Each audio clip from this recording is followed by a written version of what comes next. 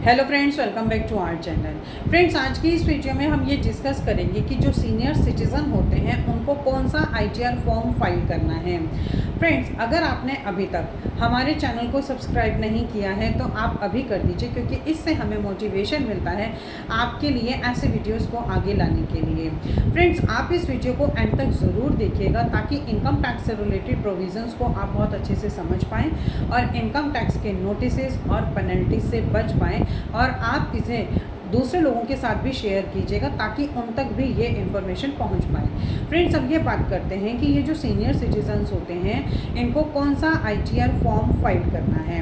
Friends, income tax department के through ITR 1, ITR 2, ITR 3, ITR 4 and ITR 5 forms को notify कर दिया गया है, बट अभी तक ऑफलाइन और ऑनलाइन यूटिलिटी अवेलेबल नहीं कराई गई है, जिसकी वजह से हम अपने इनकम टैक्स के रिटर्न्स को अभी फाइल नहीं कर पाएंगे। जैसे ही इनकम टैक्स डिपार्टमेंट के थ्रू ऑफलाइन और ऑनलाइन यूटिलिटी अवेलेबल करा दी जाएगी, हम डेफिनेटली आपको इस वीडियो के थ्रू शेयर करेंगे।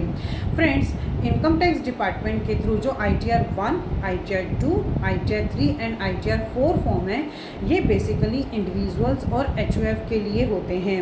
आईटीआर 1 फॉर्म जो होता है बेसिकली अगर आपकी सैलरी से इनकम है, अगर आपकी पेंशन इनकम है, अगर आपकी कोई भी एफडी से इंटरेस्ट आया है, अगर आपका कोई भी सेविंग बैंक से इंटरेस्ट आया है, तो उस केस में आप आईटीआर 1 फॉर्म को ही फाइल करते हैं।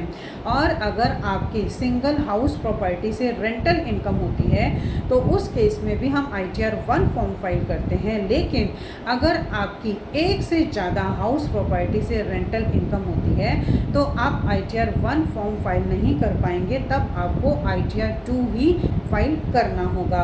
फ्रेंड्स, अगर आपकी कैपिटल गेन होती है, मीन्स कि अगर आपके कोई शेयर्स हैं जिनको आपने बेचा है और उनसे आपको लॉन्ग टर्म कैपिटल गेन हुआ है जिसकी टोटल इनकम 1,25,000 रुपये तक है, तो भी आपको आईटीआर 1 फॉर्म को ही फाइल करना है। इस तरह से आप जो है आईटीआर 1 फॉर्म को फाइल कर सकते हैं। लेकिन अगर किसी की बिजनेस या प्रोफेशन से इनकम होती है तो वो आईटीआर 1 फॉर्म को फाइल नहीं कर पाएंगे। अब फ्रेंड्स, ये जानते हैं कि सीनियर सिटीजन्स कौन से आईटीआर फॉर्म को फाइल कर सकते हैं। फ्रेंड्स, बेसिकली जो सीनियर सिटीज़न होते हैं जिनकी एज 60 साल से ऊपर की होती है वो बेसिकली आईटीआर 1 फॉर्म ही फाइल करते हैं। उसका रीज़न ये है कि या तो उनकी पेंशन इनकम होती है या फिर उनका एफडी का इंटरेस्ट होता है जिसका जो वो पेमेंट आता है और अपनी इनकम टैक्स के रिटर्न को फाइल करते हैं।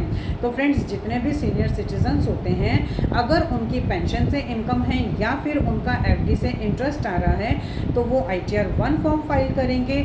लेकिन अगर कोई सीनियर सिटीज़न है जो रिटायर होने के बाद भी कोई भी बिजनेस या प्रोफेशन में इन्वॉल्व हो जाते हैं तो वो आईटीआर 1 फॉर्म फाइल नहीं करेंगे, फिर वो आईटीआर 3 फॉर्म को फाइल करेंगे।